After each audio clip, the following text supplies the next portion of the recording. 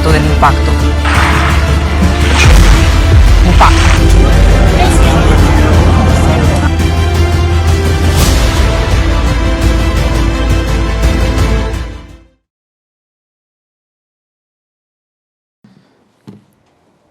La Biblia dice: alabad a Jehová, naciones todas, pueblos todos, alabadle, porque ha engrandecido sobre nosotros su misericordia, y la fidelidad de Jehová es para siempre. Gloria al Señor. ¡Qué maravilla!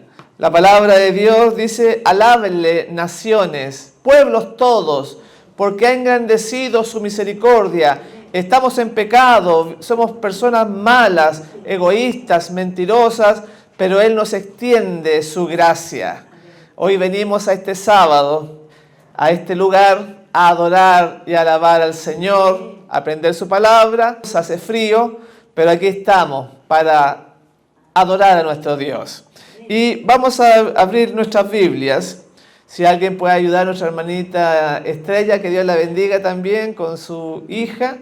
Le agradecemos también al esposo, el hermano Alejandro, de nuestra hermana Estrella, que avanzó aquí en la construcción del techo, que estamos tratando de arreglar acá. Ustedes ven que ahora está lleno de tablitas ahí, listo para poner las planchas.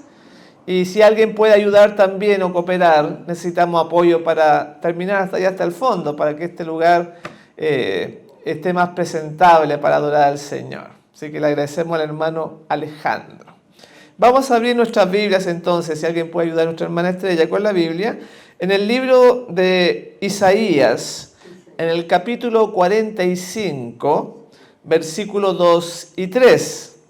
Isaías 45, 2 y 3. También damos la bienvenida a nuestros hermanos que nos acompañan por internet. Estamos transmitiendo en vivo en estos momentos y los invitamos a suscribirse a nuestro canal. Dice así. Sí, 45, 2 y 3. Dice: yo iré delante de ti y enderezaré los lugares torcidos. Quebrantaré puerta de bronce y cerrojos de hierro haré pedazos.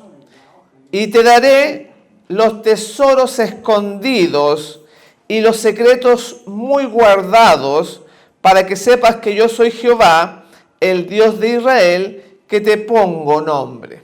Ahí nos presenta el Señor que va a romper las puertas, nos va a ayudar. Dice que los cerrojos de hierro serán hechos pedazos. Y te daré, dice, los tesoros, mi hermano, los tesoros escondidos, los secretos guardados. Dios nos quiere bendecir, Dios quiere que prospere nuestra vida. Los proyectos, los planes familiares, los planes quizá de una casa o alguna cosa que tú necesites de enfermedad. Dios te quiere dar grandes tesoros, dice acá. Pero ¿cuál es el problema? ¿Por qué esos tesoros no llegan a nuestra vida? ¿Por qué está limitado el poder de Dios en este pueblo final?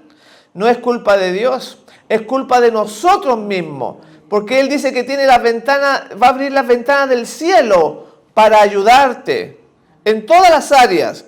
Y eso es lo que está diciendo después Isaías, pero en el capítulo 30. ¿Cómo es este pueblo? Desde el versículo 9 vamos a leer. Ahí lo pueden, hermana Estrella, lo puede seguir ahí quizás en la pantalla, es más fácil. En el verso 9, Isaías 30, verso 9, dice: porque este pueblo es rebelde. Miren observen cómo lo está tratando el Señor. Hijos mentirosos, hijos que no quisieron oír la ley de Jehová, que dicen a los videntes: no veáis, y a los profetas: no nos profeticéis lo recto, decidnos cosas halagüeñas, profetizad mentira. ¿Qué es lo que impide la bendición de Dios? El mismo pueblo, porque buscan a Dios, pero hay mentira, por ejemplo, en los labios, en la boca. Dice que no quieren oír la ley. ¿La ley cuál es la ley?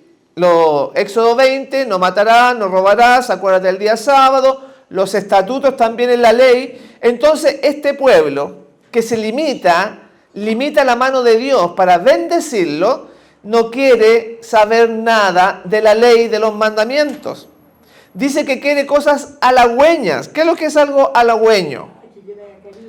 Algo así adulador, ¿no es cierto? Lisonjero, que halagador, que te pasa la mano por aquí, te suaviza el asunto. Este pueblo no quiere escuchar lo que la Biblia dice. Versículo 11.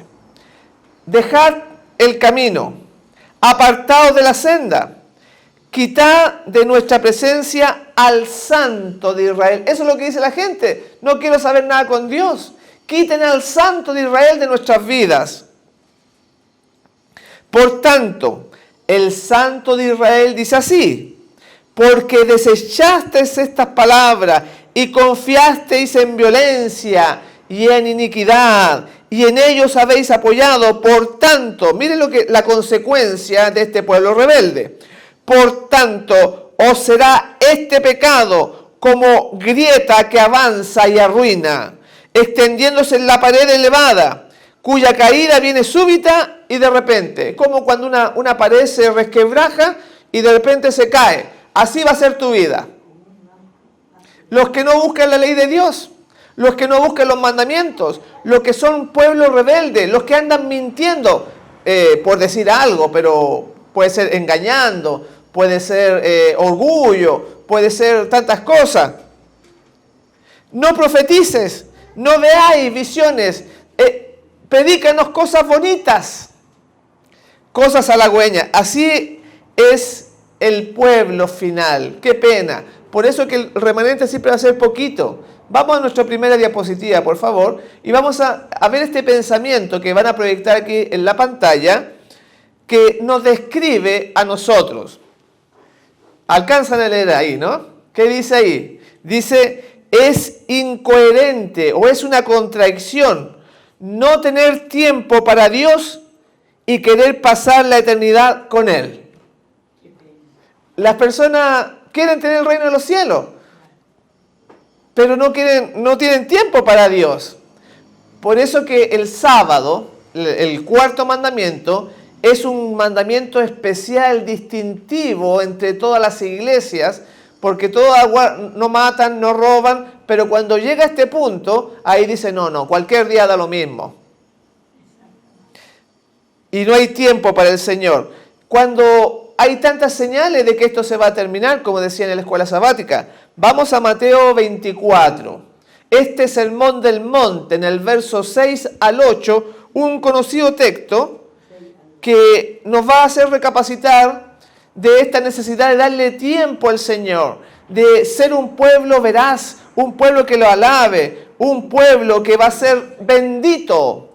Dice que Él te va a dar los tesoros escondidos, los misterios te los va a revelar. Y en Mateo 24, el 6 al 8, ahí está en la pantalla, dice: y oiréis de guerra y rumores de guerras. Mirad que no os turbéis, porque es necesario que todo esto acontezca, pero aún no es el fin todavía, o sea, falta un tiempito, porque se levantará nación contra nación y reino contra reino, y habrá pestes y hambres y terremotos en distintos lugares, y todo esto será principio de dolor. No se termina todavía. Estamos recién partiendo, es el principio. ¿Cómo será el final? Y dice rumores de guerra. Saben que durante la semana se produjo en este asunto de la guerra. Ustedes saben que está en guerra Ucrania con un gigante que es Rusia. O sea, Ucrania es un país pequeñito con un tremendo país soviético que tiene hasta armas nucleares. Durante la semana, Ucrania atacó a Moscú, atacó la capital con drones. Ahí, imagínense, la misma capital de Rusia.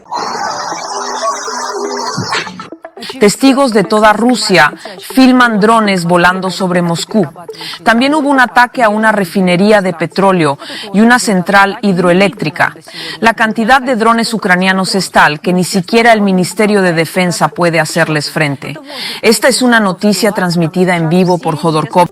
Durante un masivo ataque con drones en la región rusa, en Moscú y Tver, así como Moscú NPZ, fueron atacados.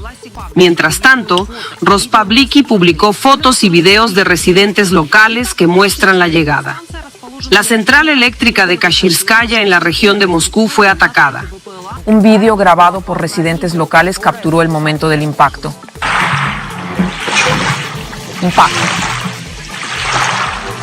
Papá, estos son los 3 medios de comunicación de Zarco citando al gobernador que informaron sobre los 5 drones derribados en la región de Tver durante la noche. Uno de ellos podría haber caído en el Gres. Además, al menos 158 drones atacaron Rusia esa noche. Así lo informó el Ministerio de Defensa. ¿Cómo estarán los rusos? Algunos dicen que pueden usar hasta armas nucleares, que se han metido ya 80 kilómetros en el territorio ruso. Un país chiquitito le está haciendo la gran guerra. Entonces hay rumores de que esto se expanda, porque si pierde Ucrania, los otros países de la OTAN se van a meter a defenderlo. Y si pierde Rusia, Rusia va a sacar sus armas nucleares. Si estamos viendo, dice, el inicio, el principio. Si ya han habido bombas nucleares que han sido estalladas, ya, ustedes se acuerdan de la Segunda Guerra Mundial, Hiroshima y Nagasaki, les tiraron bombas nucleares. Puede ser hoy en día también. Entonces, estamos viendo pestes, terremotos, guerras, rumores de guerra. Ahí dice la Biblia, se están cumpliendo, mi hermano. ¿Y qué decir ahora de las pestes? Por ejemplo, ahora, pasemos al PowerPoint, la peste del mono. Miren, ahora cómo se declaró este asunto internacional, la viruela del mono. Y aquí en Chile, hace 2 o 3 días atrás, se declaró como emergencia sanitaria. Si ya tuvimos... ya no puedo decir la palabra que dijo la hermana, lo que tuvimos que ponernos aquí en el brazo, porque si no censuran esto automáticamente. Me ha pasado ya que lo bajan de internet, lo bloquean porque uno no puede hablar en contra de estas cosas. Entonces no puedo usar la palabra. Y ahí vemos la noticia que dice, tras evidencia de la OMS, de la Organización Mundial de la Salud, el MinSal declara alerta sanitaria por viruela del mono en Chile. Y el Señor decía, pestes, ya tuvimos la otra peste, ahora una nueva peste, ahora las guerras, y las manos ahora se le ponen así, como está apareciendo ahí en la pantalla. Son como granitos, sarpullidos, que salen en la piel. Muestra la tercera, por favor, la que sigue ahí, la que sigue. La que sigue. Ahí abajito está chiquito, pero dice, luego de que la Organización Mundial de la Salud, o OMS, declarara nuevamente emergencia sanitaria internacional. Esto no es solamente de Chile, es de los distintos países, por la viruela del mono. Este marzo, el Ministerio de Salud MinSal declaró alerta sanitaria en Chile. ¿Estamos viendo los cumplimientos o no? Observen, por favor, la que sigue. ¿Cuáles son las consecuencias? ¿Cuáles son los síntomas de esta nueva enfermedad? Ponga atención porque a lo mejor usted está teniendo los síntomas sin darse cuenta. Los síntomas son fiebre por sobre 38.5 grados. Si usted tiene fiebre extraña, rara, que usted nunca se afiebra, es un síntoma. Los ganglios inflamados, esta parte. Dolor de cabeza, usted le da dolor de cabeza, son síntomas. También dolores musculares, que le duele el cuerpo, son síntomas. Lesiones de la piel o de la mucosa, como vimos ahí. Son características, hay que estar alerta, porque ya tuvimos la experiencia hace 2 años atrás. Entonces fue difícil porque hicieron cuarentena, no podíamos salir de la calle, digamos los trabajos, las ventas, los hoteles, bajó los turistas, una serie de trastornos. Sin embargo, para nosotros que estudiamos la Biblia, no nos toma por sorpresa. Dice, no os turbéis, porque estas cosas es el principio, no es el final total. Es el principio del fin del tiempo. Vamos a ver lo que sigue diciendo ahora en el verso 13, en Mateo 24. Ahí también nos va a señalar algo importante. Capítulo 24, versículo 13 y 14. Ahí lo van a proyectar. Dice así, mas el que persevere hasta el fin, este será salvo.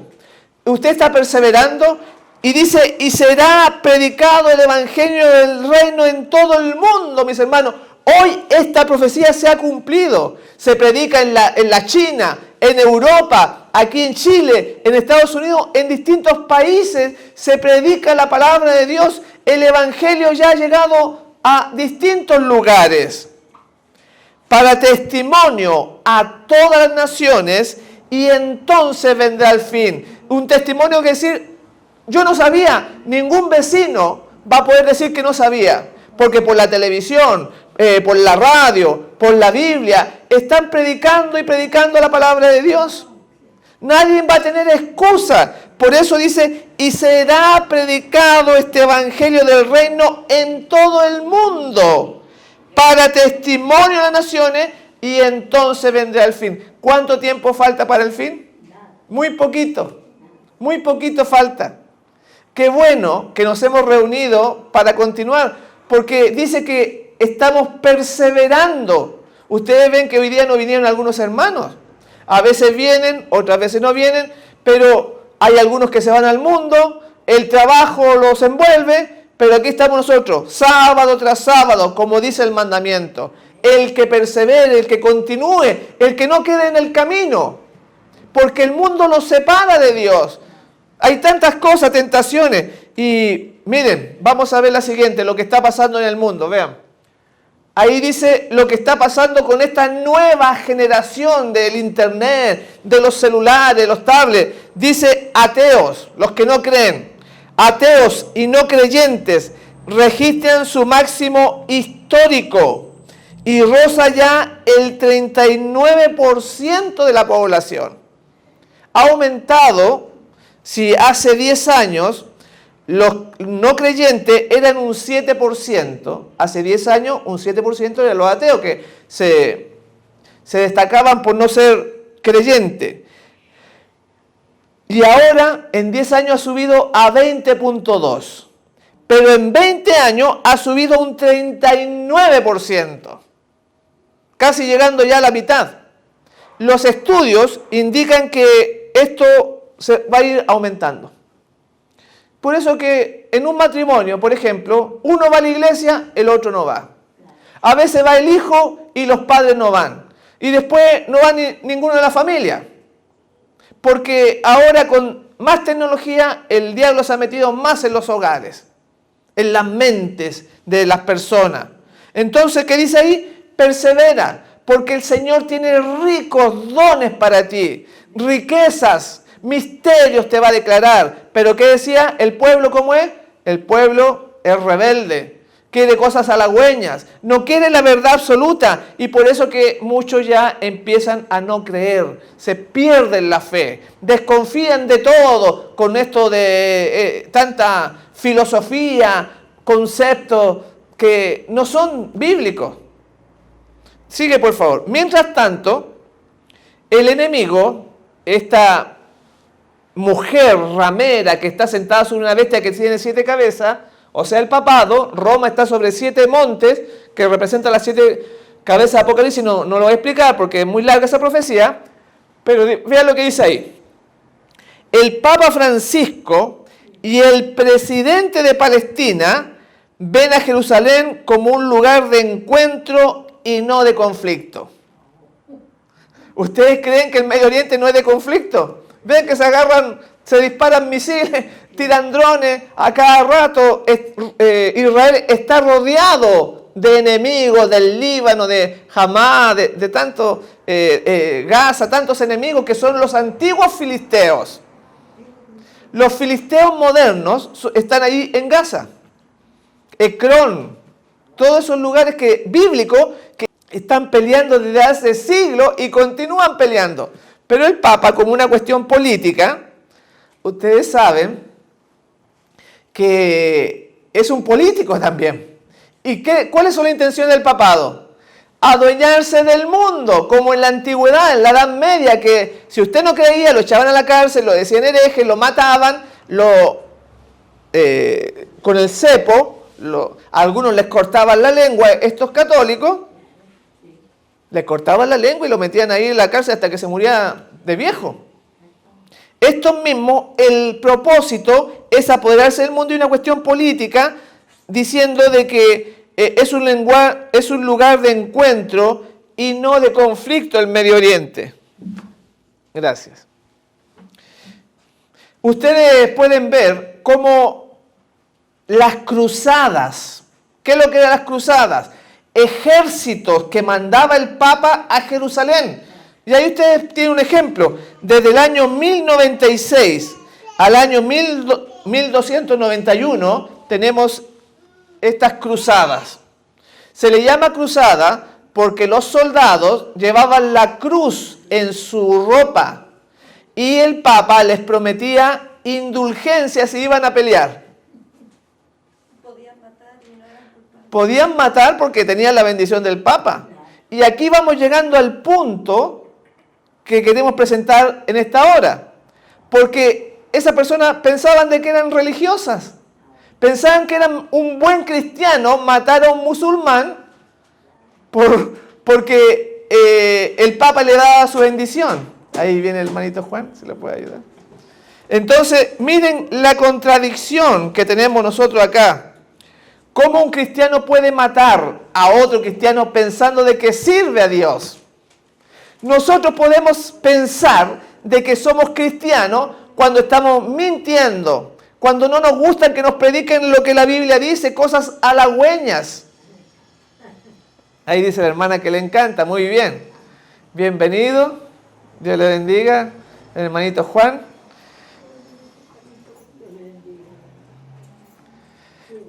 Entonces, puede ser que nosotros seamos como este tipo de cristianos, como los cruzados.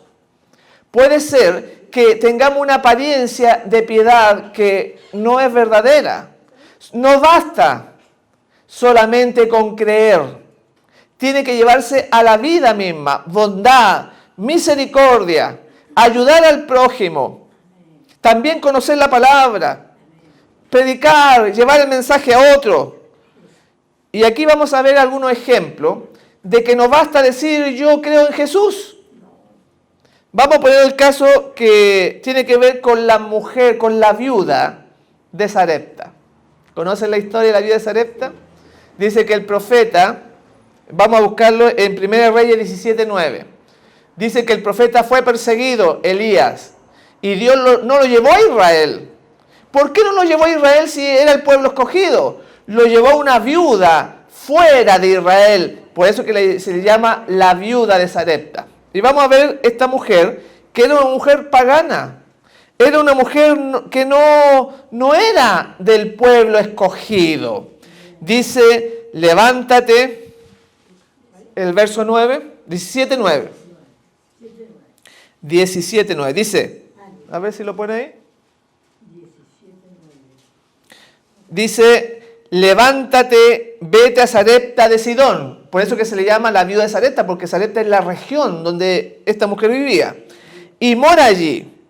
He aquí que yo he dado orden allí a una mujer viuda que te sustente. Conocemos la historia. ¿Qué hizo la mujer? Tenía un gran supermercado. ¿Qué tenía para comer? Un poquito de harina y un poquito de aceite. ¿Alcanzaba para el profeta?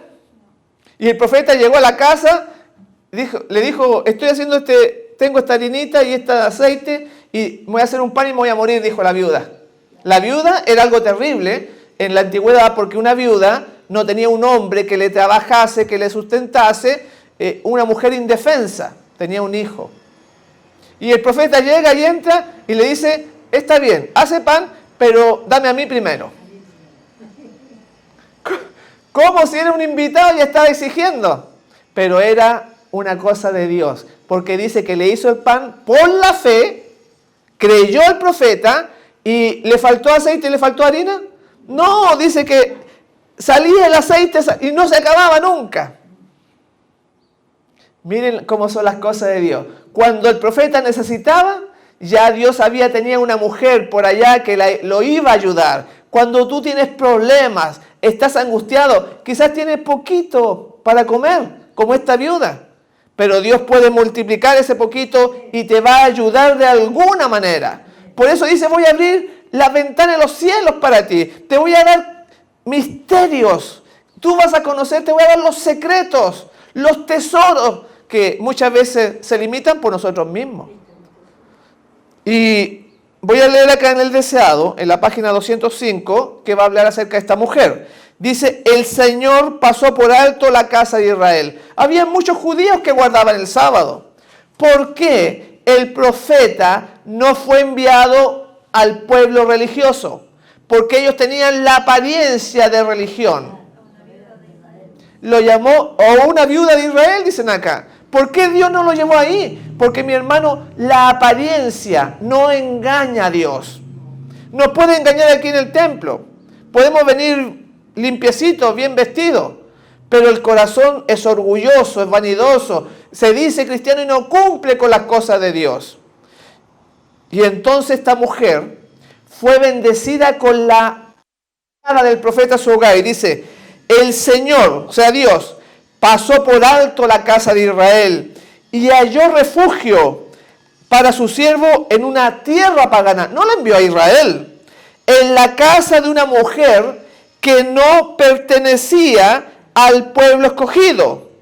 Y aquí viene a lo que queremos llegar. Pero ella fue favorecida porque seguía la luz que había recibido. Tenía poquita luz.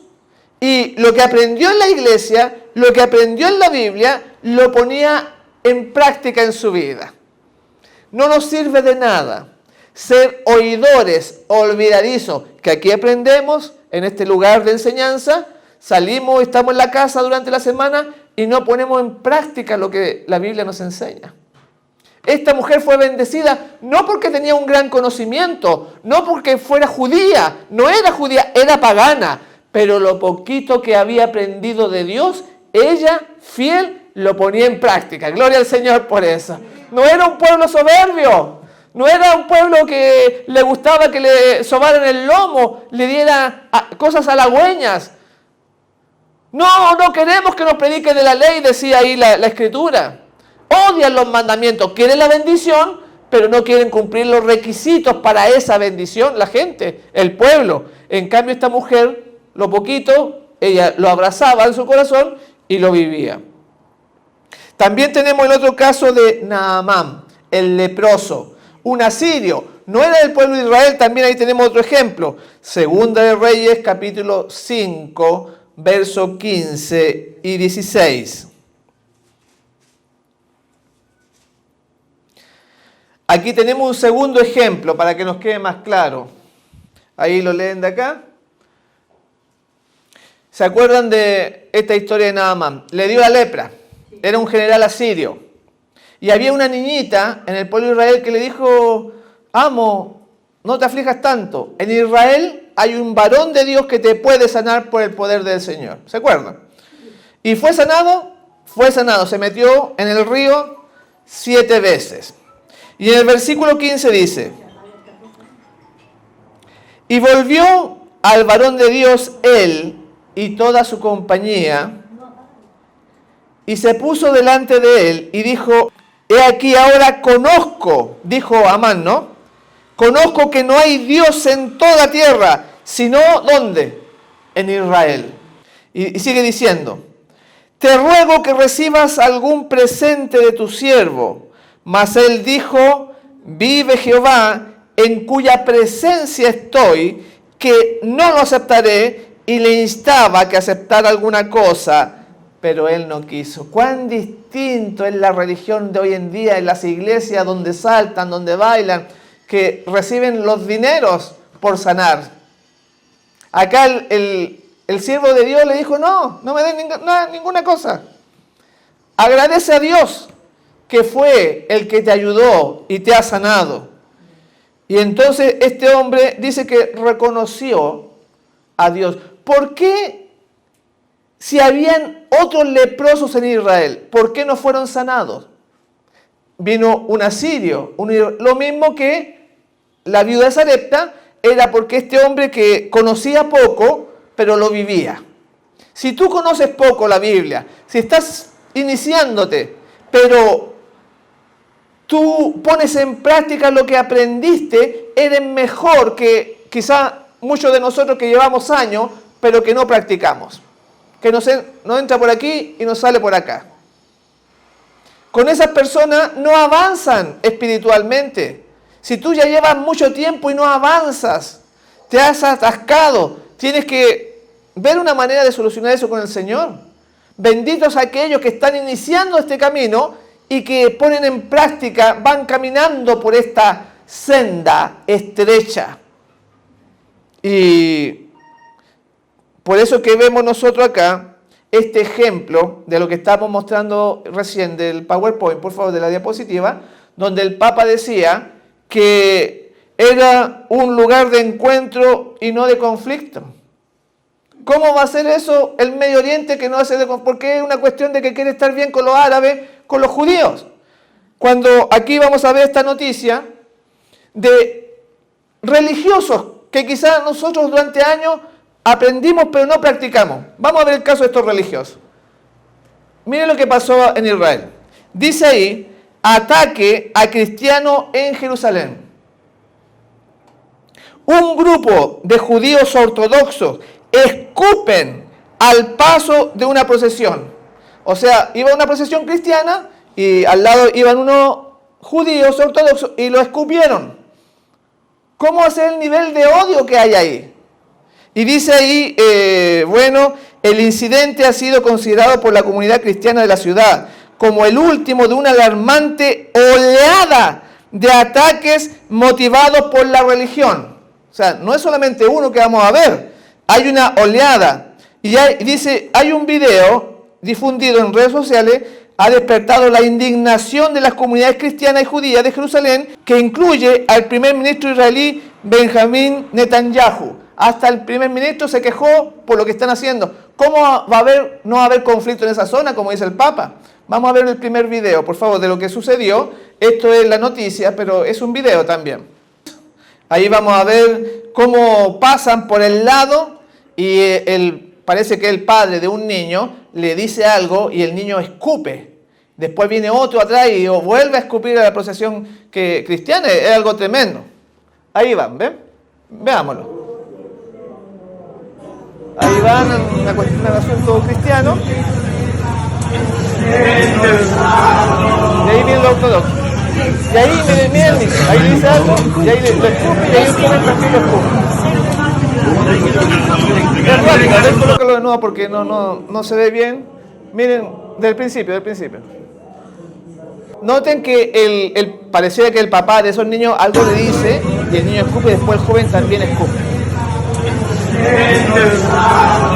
Ahí viene un niño, ahí le dice algo, y ahí lo escupe, y ahí viene el otro también escupe. ¿Cómo? Ustedes no saben, hasta ahí nomás, gracias.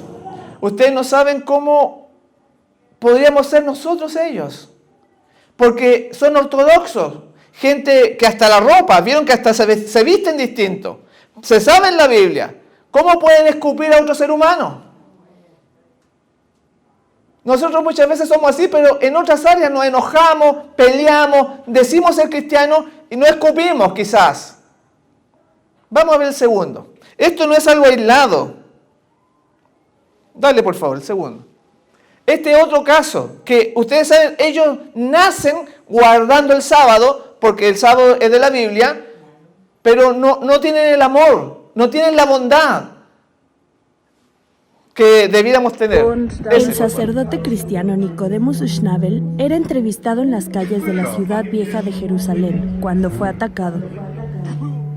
Ahí a escupir. Un colono Ahí le israelí se acercó a escupirle y otros más los insultaron. Don't take a picture, take it down. You know, come Take on, it down. this is not. You are touching me. You have no Miren right. cómo tapan la cámara. No, why they spit on me? Hey, El come on. sacerdote cristiano Nicodemus Schnabel Very good. Could you make a picture of him? Very fue good. atacado. Ahí le quiere sacar una foto. Un colono israelí se acercó a escupirle y otros más los insultaron. Menos mal que llega ese hombre para defender al que escupieron. He touched me. You know, because you know the police is always asking. Then you know I need a picture of his face. Tiene la reacción del joven.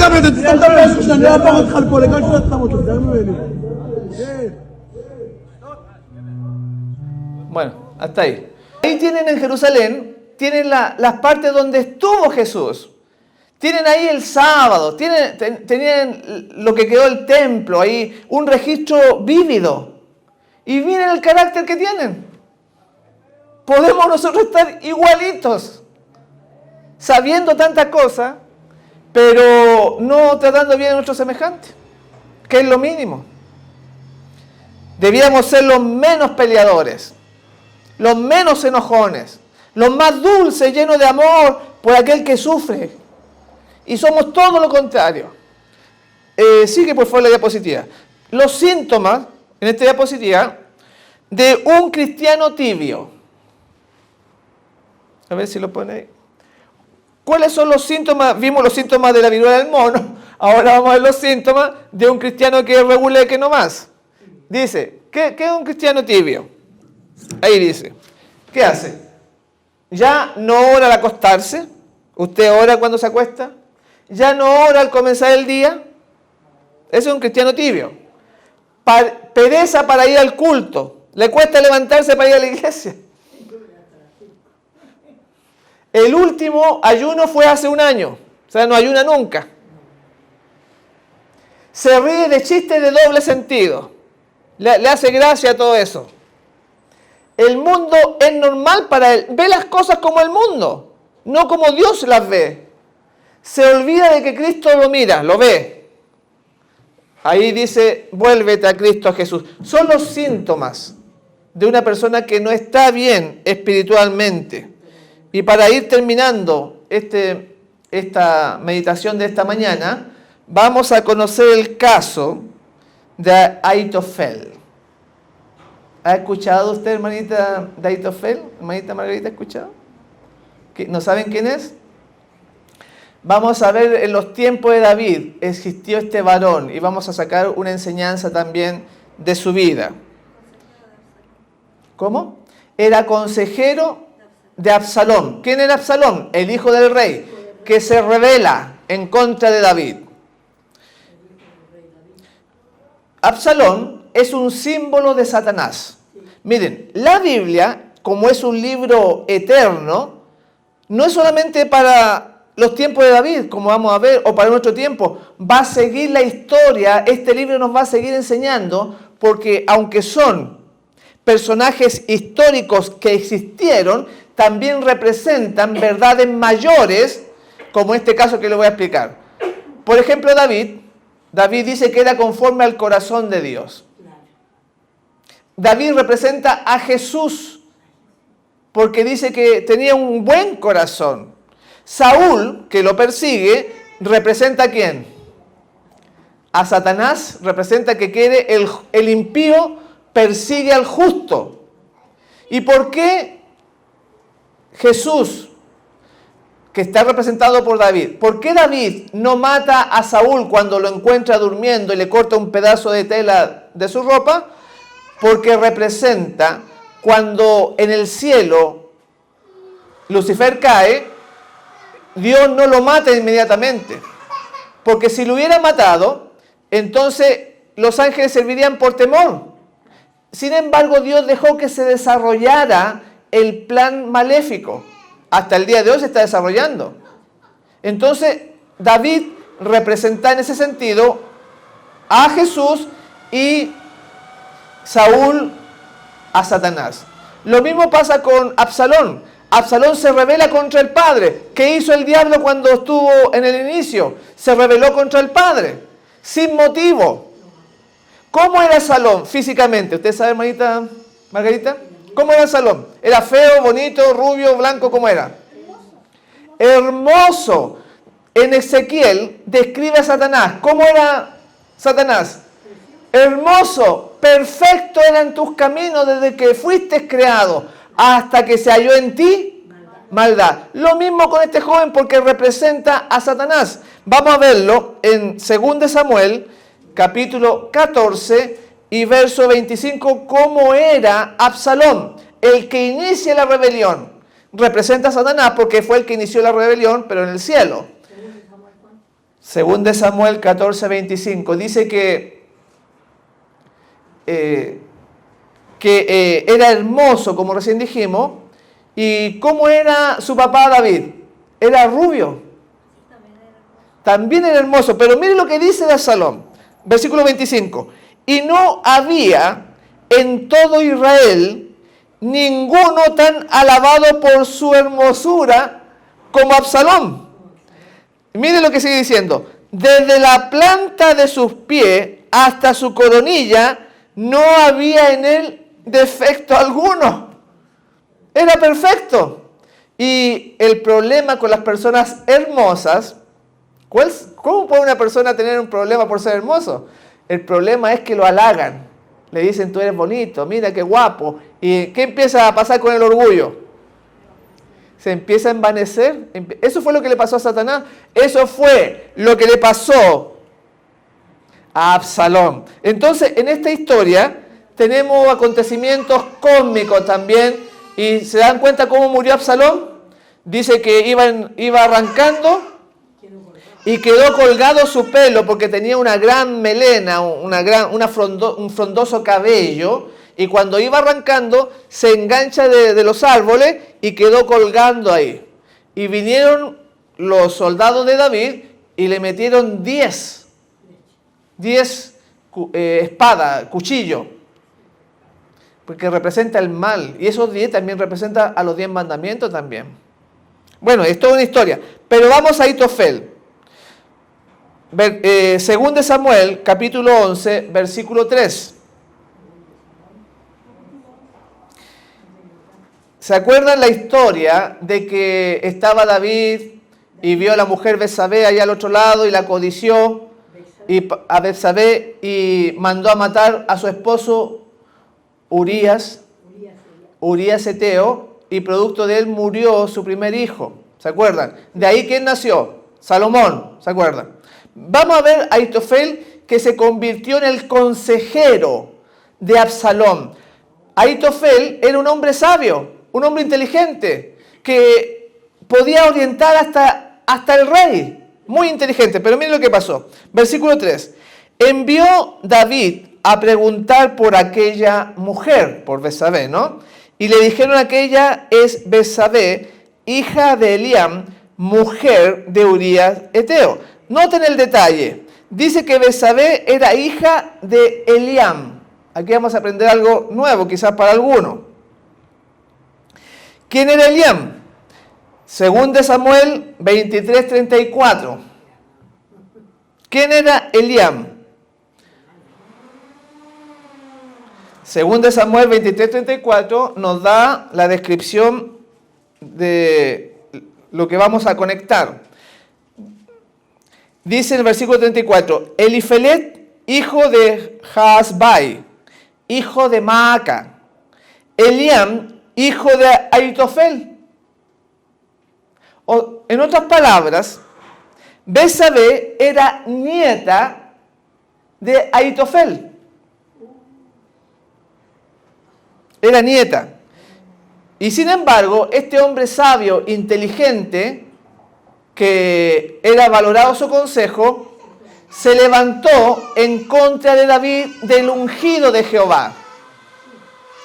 Finalmente, para hacer la historia corta,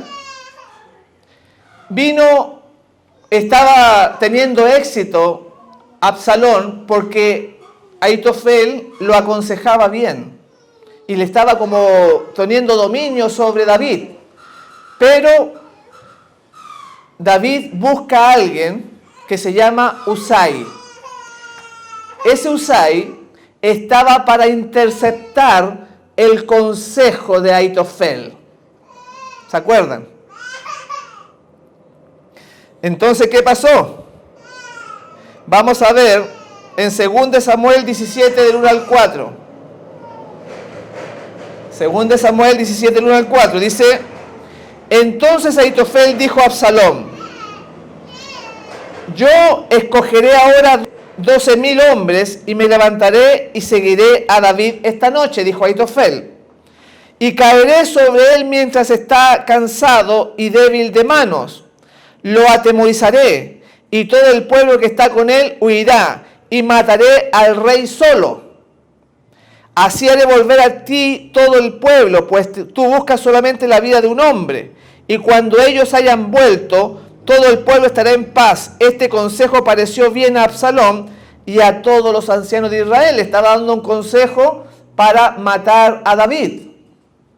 Y entonces entra este hombre Usai, que neutraliza el consejo de Ahitofel para que el Hijo de Dios no fuese destruido. En el versículo 7 y versículo 8 de 2 Samuel ahora, si lo tienes por ahí, dice lo que pasó. Entonces Usai, ahí está, Usai, entonces Usai dijo a Absalom: el consejo que ha dado esta vez Ahitofel no es bueno. ¡Wow! Miren. Y añadió Usai: tú sabes que tu padre y los suyos son hombres valientes y que están con amargura de ánimo, como la osa en el campo, cuando le han quitado sus cachorros. Además, tu padre es hombre de guerra y no pasará la noche con el pueblo. O sea, el consejo y Absalom habían aceptado el consejo de Ahitofel. Pero ahora viene Usai y neutraliza y dice: tú estás equivocado, porque tu padre y los soldados son hombres valerosos, son guerreros, los valientes de David, dice la historia. Y entonces neutralizan el consejo de un hombre que se creía inteligente, un hombre que se creía sabio, un hombre que era muy capaz. Fue echado por tierra su gloria. Y en el verso 23, ¿qué le pasó a Ahitofel? Verso 23. Pero Ahitofel, viendo que no se había seguido su consejo, enalbordó su asno, se fue en un burro, y se levantó y se fue a su casa, a su ciudad. Y después de poner su casa en orden, se ahorcó, y así murió.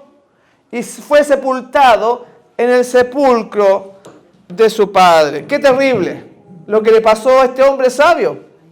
Miren, nosotros, mis hermanos, de esta historia podemos sacar muchas cosas, pero a lo mejor tú que me estás escuchando en cualquier parte del mundo, ya llevas años en la iglesia, has adquirido una cantidad de conocimiento tremendo, te sabes las profecías, has leído la Biblia varias veces. Pero llega un momento que el corazón se endurece, se aleja de Dios y produce la autodestrucción, el suicidio. ¿Qué le pasó a Judas? ¿Se suicidó? ¿Qué le va a pasar a Satanás?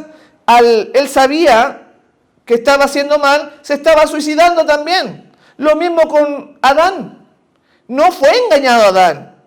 Él escogió alejarse de Dios, escogió seguir con la mujer.